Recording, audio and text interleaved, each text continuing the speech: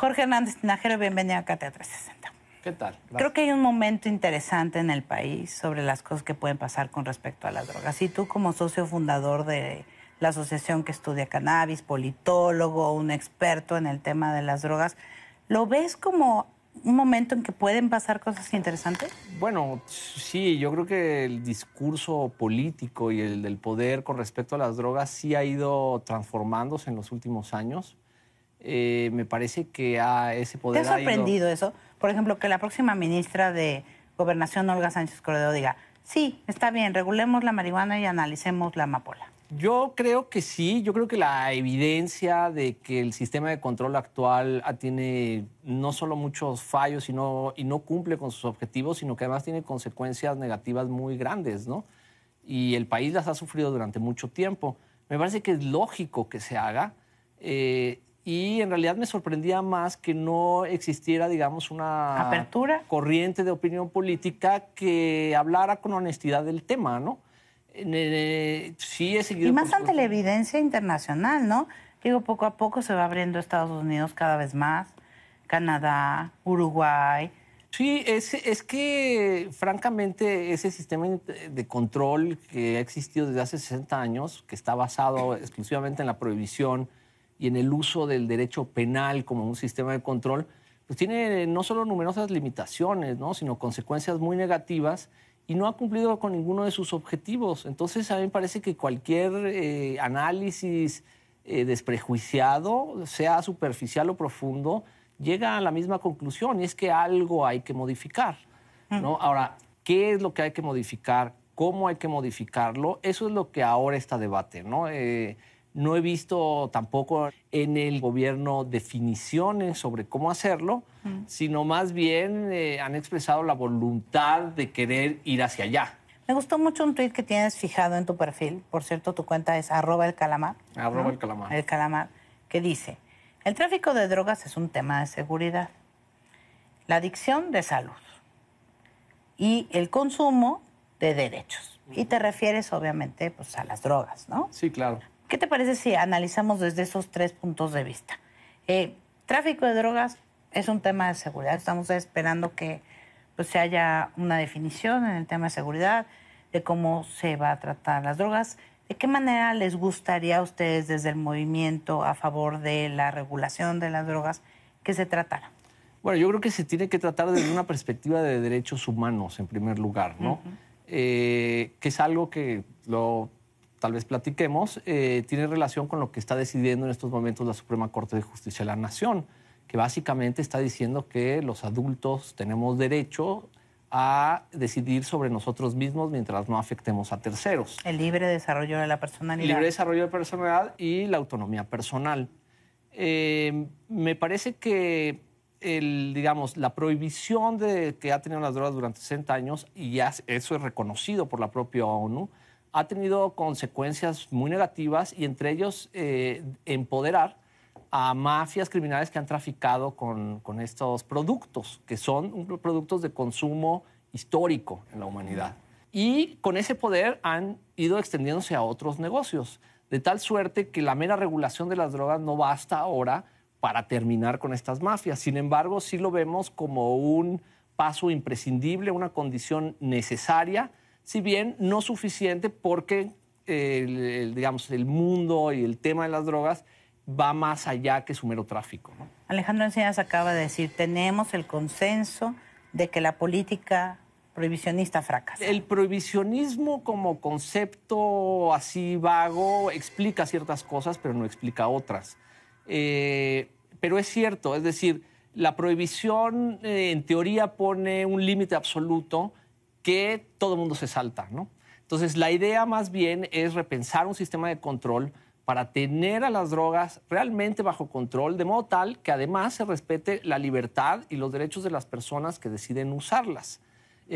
Bajo, por supuesto, como con cualquier libertad, con responsabilidades específicas, ¿no? Y adultos. Por supuesto, y adultos. Adultos. ¿Qué es lo que pasa? Que la prohibición actualmente ha hecho que las drogas estén disponibles incluso para menores de edad. Entonces, esta idea de que regular drogas significa un riesgo para los menores de edad es, pues la verdad, un prejuicio, ¿no? Claro. Sabemos que el 60% de las personas presas en México están ahí por delitos contra la salud, la mayoría por transporte de droga.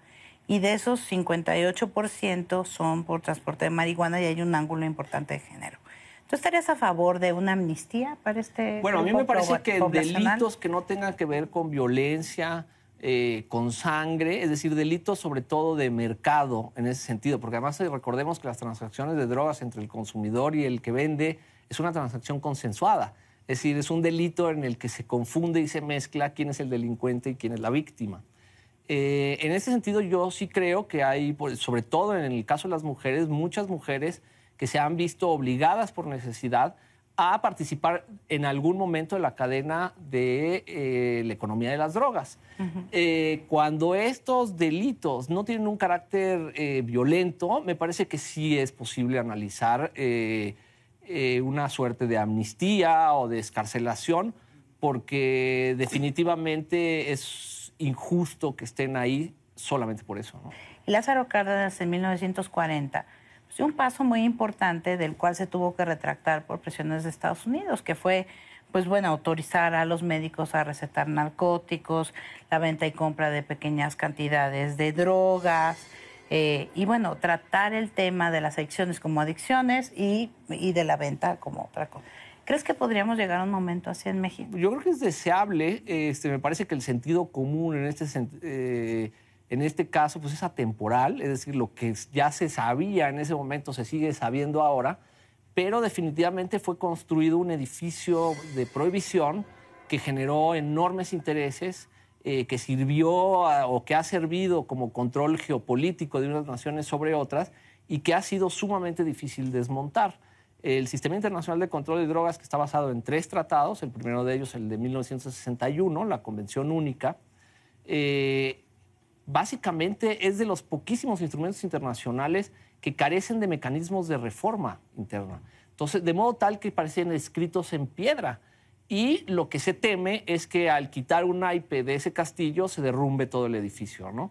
Cosa que no debería de ser así. Sin embargo, sí es cierto que están basados en una moral privada, generalmente puritana, que fue impulsada por los Estados Unidos y que será muy privada y muy respetable, pero que no puede convertirse en política pública, que es lo que ha sucedido en estos 60 años. Ahora, ¿cómo empezaríamos a regular el mercado de drogas? ¿Cómo empezar a desregular el mercado? Y luego, ¿tú crees que debe ser además un negocio? Muy buenas preguntas. Bueno, la primera es que yo creo que hay que empezar por diferenciar efectivamente en las políticas públicas y en las leyes quién es el usuario y quién es el comerciante. ¿Sí? Actualmente están confundidas, de modo tal que el ejercicio de la ley se centra en el más débil. El más débil es el usuario, en el último extremo de la cadena, y después aquellos que están cerca de él, por ejemplo, las mujeres que transportan drogas. De modo tal que es muy fácil satisfacer estadísticas de arrestos, de encarcelamiento de gente relacionada con el mundo de las drogas, sin que se toquen en realidad los grandes intereses que hay detrás de ese mercado ilegal, sino simplemente usando a esos más débiles y presentándolos como si fueran parte igual del problema delictivo que significa el comercio a otra escala. En cuanto a la Suprema Corte, bueno, me parece que la Suprema Corte está sentando un precedente fantástico, que es justamente el de decir, en México al menos, el Estado tiene un límite frente a la autonomía del individuo, ¿no?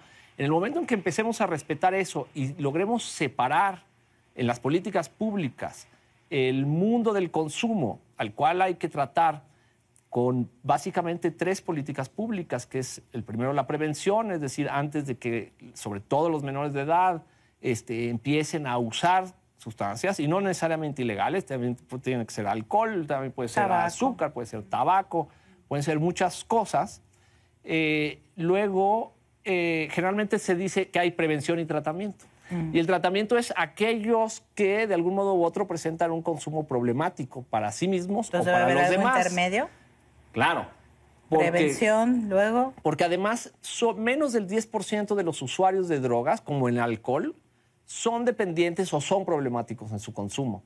Entonces, presentar estos como si fueran todos, ajá, claro, No es cierto. Para ese 90% restante que usa ocasionalmente drogas, que no tiene problemas con su consumo de drogas, que es realmente la mayoría, lo que hay que hacer es instrumentar políticas de reducción de riesgos y daños. Esto es enseñarles realmente qué es la sustancia que quieren consumir, en algunos casos cómo se adultera y por qué se adultera y cuáles son esos riesgos adicionales, cómo cuidarse a sí mismos y cómo cuidar a los demás. Es decir, por ejemplo, el alcohol se usa mucho en la prevención de riesgos y daños. Es decir, si bebes, no manejes. Un tema de educación. Es un tema de educación, pero lo que hace la reducción de riesgos y daños es que acepta que las drogas se usan, no juzga ese uso, no necesariamente busca que la persona que usa drogas se inscriba en la abstinencia o deje de usarlas, sino simplemente que lo haga en ciertos parámetros que signifiquen seguridad para él y para los que están alrededor, ¿no? ¿Y crees que debería ser un negocio? ¿Que se debe contemplar también como un negocio? No, yo creo que no necesariamente negocio. Me parece que sí puede ser una actividad económica legítima. Exacto. ¿No? A eso me refiero, ¿eh? Por ejemplo, en el caso de la cannabis, lo que se va a hacer es permitir el cultivo sin fines de comercio.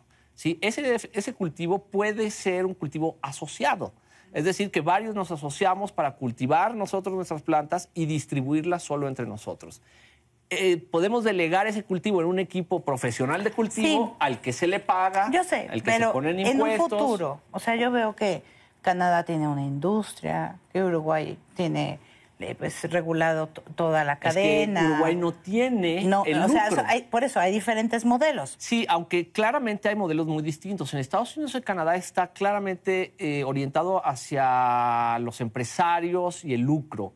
Y a mí me parece que esa no es la mejor manera de tratar con las drogas, sean legales o ilegales. Es decir, yo estaría en contra, por ejemplo, si se regula la marihuana, que haya publicidad sobre ello. Del mismo modo que pido también que no haya publicidad sobre alcohol y tabaco, ¿sí? Porque ahí entra el lucro. Y cuando entra el lucro, entonces el chiste es vender más. Y para vender más, pues la gente tiene que consumir más. Y no necesariamente eso se alinea con objetivos de salud pública. Sin embargo, una cosa es respetar la libertad de las personas y otra cosa, alentar una industria. Yo creo que debemos estar en un punto intermedio en el que, con una actividad económica fiscalizable que dé empleos, pero que al mismo tiempo garantice los derechos de las personas y limite el acceso, sobre todo a los menores de edad, a esos mercados, cosa que es lo que no sucede ahora. Muy bien, Jorge. Pues muchísimas gracias. De nada. Muchas gracias. Ustedes no se vayan, hay más de esta entrevista, como siempre, en nuestra página de internet y yo los espero en Facebook y en Twitter.